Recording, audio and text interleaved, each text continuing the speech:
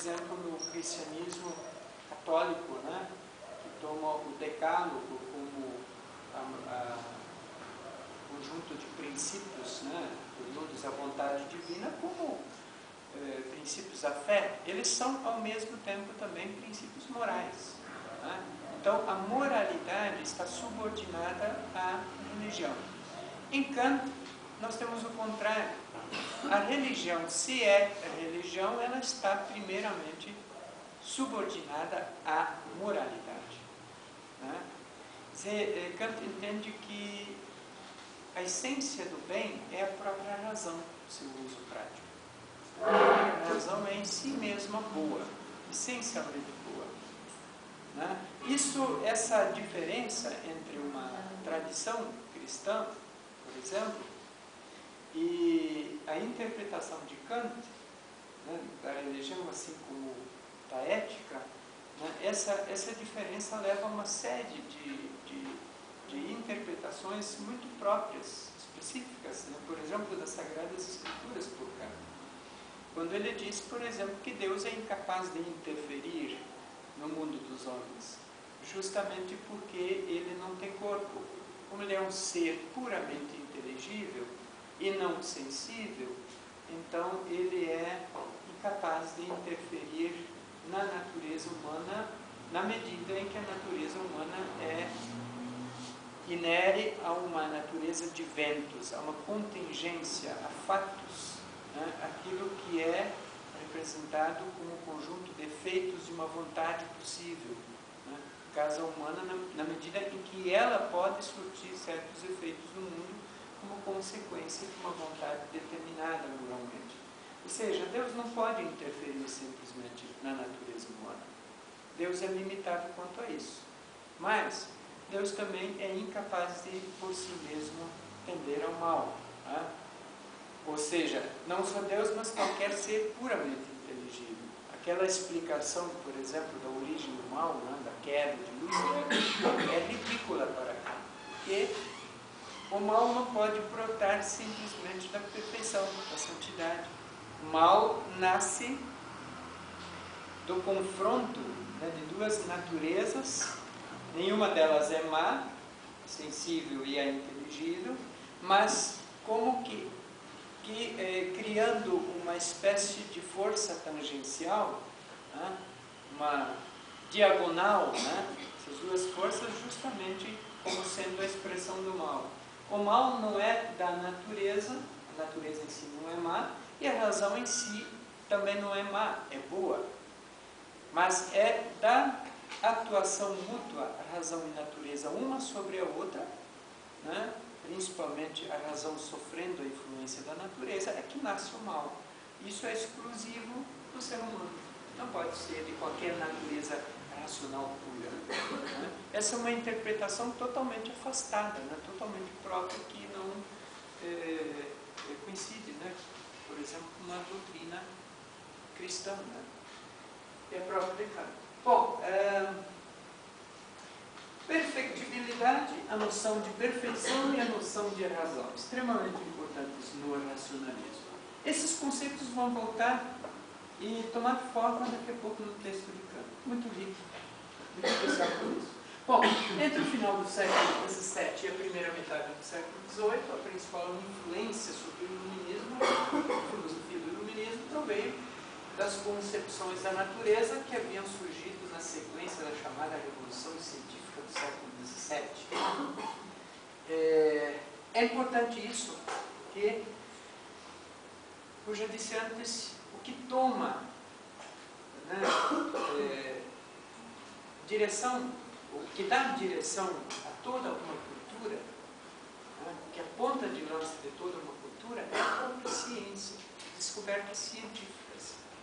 Né? Sob essa perspectiva, a filosofia jamais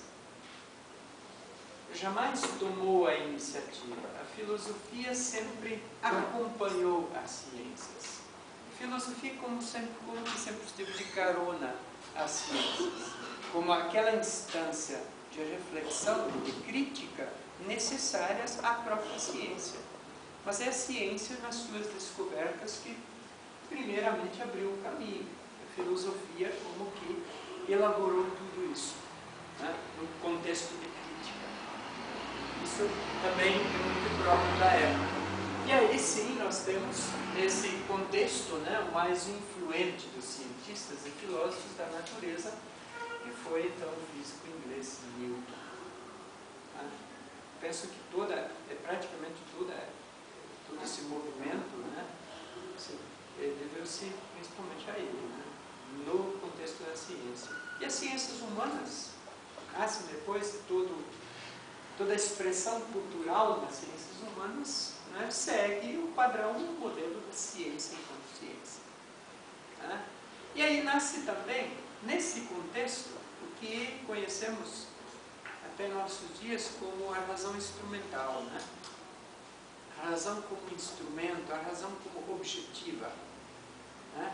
Nós vimos que a crítica que o Favaretto fez, né, Kant, o conceito de esclarecimento, né,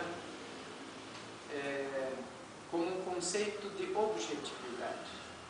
Quando Kant fala em esclarecimento, não é um esclarecimento devido à subjetividade, enquanto ele diz criação de subjetividades, mas é um conceito de objetividade.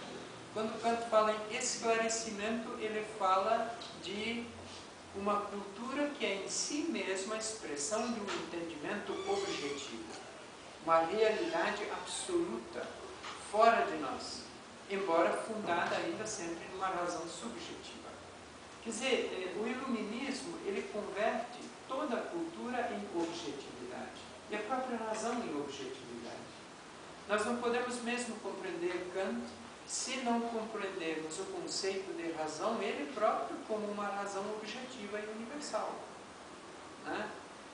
E o Favaretto nos deixou claro que quando nós estamos trabalhando com filosofia em sala de aula, a sua função maior, quando ensinar, é produzir subjetividades.